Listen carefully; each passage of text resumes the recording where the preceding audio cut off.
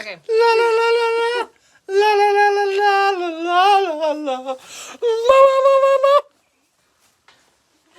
Shayna's phone doesn't recognize your voice, so you have to act like a fool. That's what he thinks, and I'm going to put this in the video.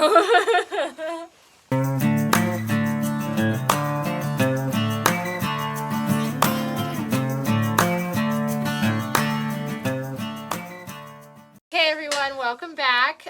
So what we're going to talk about today is actually a question that I was asked on one of my earlier YouTube videos about something referred to as snapping ears. And that sounds scarier than what it is, but I thought I would explain what it is, why some breeders do it, why I don't do it, why I hold no judgment to anybody that does, because to each their own, and a little bit of behind the why. So what snapping ears is, and she's not the best example, but when babies are born, there are, I know you're so perfect, their ears can be folded in, I don't know if this is common with other breeds, with Boers it can happen a lot, their ears can be folded in unfavorable directions. And so what I mean by that is, so this ear, if you can see it, it has just a little eensy weensy bit of, I don't know, I guess you'd call it cartilage that's pinched there in that little fold,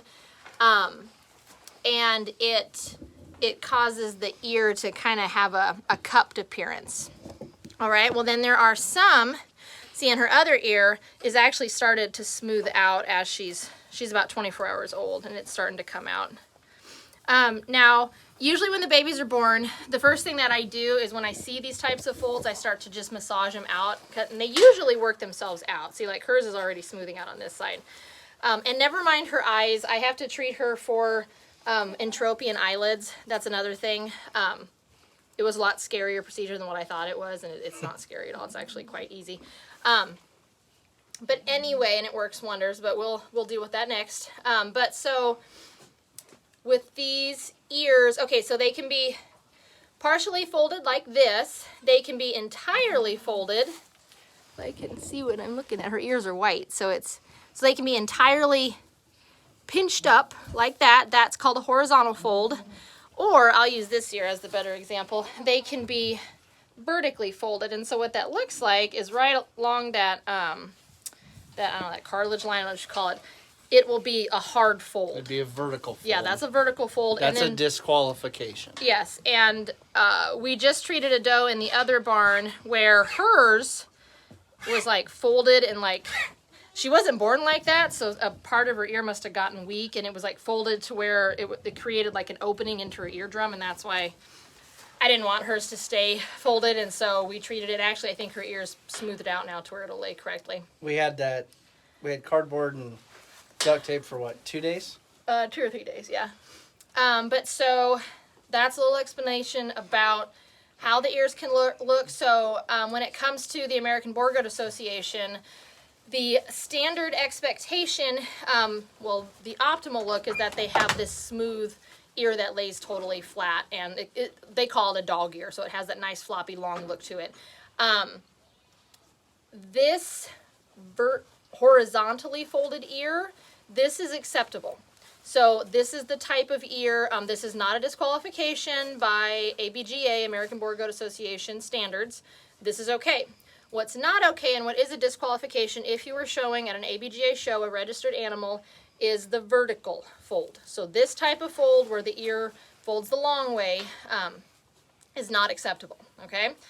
So I think I basically summed all that up correctly. That's the why, that's what it looks like. Now into the snapping part, that's where that's where that question on that video came from, is that some breeders, when they get the ears that are basically fused together at birth, they'll snap them apart. To each their own. I don't care if other breeders do it. It doesn't affect me.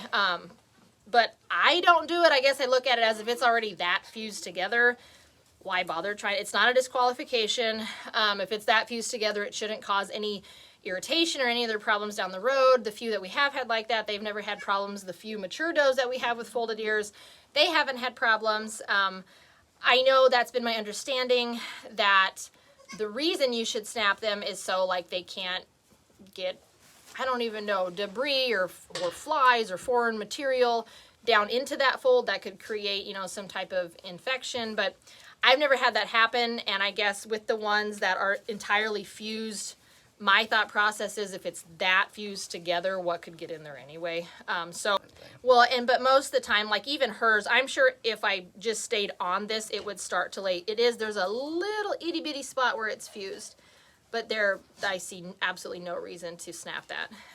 But again, this is just my opinion. Just take it for what it is, just my opinion. I don't care if other breeders do it. That's, you know, they know what they're doing and they know what they like. But with hers, this ear, so this doe, I don't even know if you can see, the white makes it hard to see. I am going to tape it. I'll show you what I'm just going to cut up an eensy weensy little tiny piece, 2 pieces of cardboard, put it on either side, and then just with a little bit of duct tape for about 2 to 3 days. You don't want to do it any longer than that.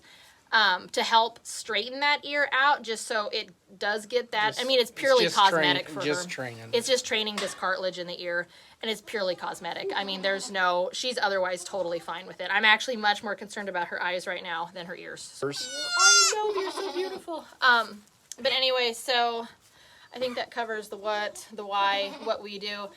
So I'll show you really quick what I do. It's super easy. And like I said, you don't want to leave it on for any more than 2 to 3 days because you just don't want it to irritate the ear.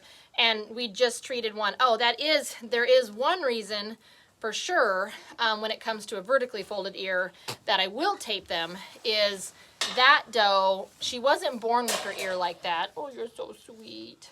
She wasn't born with her ear like that, but around a week or so it flipped backwards.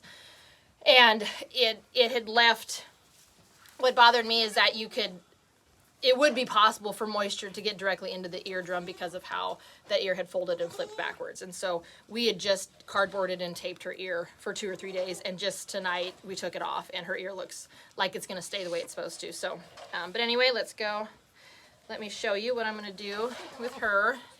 I have my trusty assistant here. He's my goat holder. I didn't know you were ready. Come here, baby. You got her? Oh, she doesn't like you. She's not sure about that. Come here. Oh, let me get on the other side. All right, so I just got some cardboard. I gotta find what pocket I put my scissors in. Let me look at her ear. Probably cut that in half. Yeah, just a little piece. We have high hopes for this little one. I just stepped in after birth. Awesome. I was going to say that felt a little slimy. Yeah, it's been a busy weekend. All right, let me see your ear.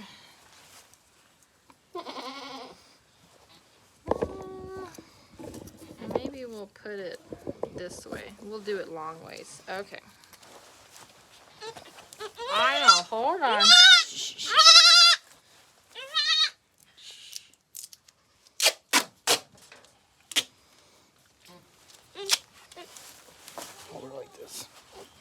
Alright, so we'll just put one tiny piece of cardboard on either side of the ear to help this flatten out. There we go. Need a third hand. I do, I always need a third hand. Okay. Alright, we'll get this side started. We've discussed putting like vet wrap underneath this, but the problem is a lot of times it will vet wrap will slide in this. Yeah, I know it's supposed to stick, but I cut my arm open pretty good the other day at the farm store working, and I grabbed a roll off the shelf, and even then it wouldn't stick to my arm. So I know it does stick together, but in this case it's going to be too slick on the ear. So that's another reason we don't leave this on here. And use a lower grade duct tape because it will have less glue on it. You got to have it stick. Okay, I think that's And wrap it loosely. I mean, it just Yeah. needs to stick. It doesn't need to, it's not like bondoed on there. You need to be able to cut it off in a couple days. But so yeah, that's her ear, and we'll follow up in a couple days and see how well it's flattened out. All right, guys, welcome back. This is day 4, I want to say, and her ear's still taped. Let's get this off her ear and see what it looks like. I will pass her off to my goat holder. All right. I use these because it has they're Hold the on. medical scissors. They have the glide on them, so I don't. I've got a bottle baby I know, Frank trying is to everywhere. hit me in the mail parts. All right, so just a quick snip. Oh yeah, it looks good already. Is this? I know this part's probably gonna take some hair. There we go. Oh, look at that! It looks so good. Can you see it? It's just perfectly smooth. Not perfect, but it's pretty close. And I bet it's gonna stay pretty well. Yeah, so no more flying ears. I think this one should stay down pretty well. She looks pretty good. So yeah, with that, I'm sure I can't remember the word that it's been a long day. The word, what's it called? When they're whatever that word, snapping the ears. Like I think I said this in the first part of my video, it's not something that we do here. I don't see the necessity behind it for us. I don't hold or judge any other breeders that do it, but it's not, I understand the philosophy or the fear that a potentially tight folded ear could create an infection possibility. I've just never seen it. I don't worry about it. Now that I say that, something will probably happen and I'll have to worry about it, but I haven't seen it yet. So I don't hold any interest in snapping ears. But with that, I do tape ears that are a little wonky that need to be fixed. So especially ears, like I had said earlier, that are folded backwards that could allow water to get into them. That definitely is a concern for me, but she's just my favorite, and I just want her to be as perfect as possible. Well, we're just wanting an Emmy 2.0. I do. The story of Emmy. I don't think I've actually shared the story of Emmy, but Emmy was... We should probably pull some pictures. Maybe we'll do like a short little clip just on Emmy. She was kind of our first... she was kind of our first, like... I don't want to say that it's like you're put you on the map goat, but like... It was our first next level goat. She was beautiful. I mean, oh, she was just so beautiful. And Yeah. she had such a wonderful personality. Not at first, though. She was crazy at first. Yeah, bounce off the Batshit walls. crazy. but she's so calm, and she looks just, I mean, not just like Emmy, but her face shape and her build.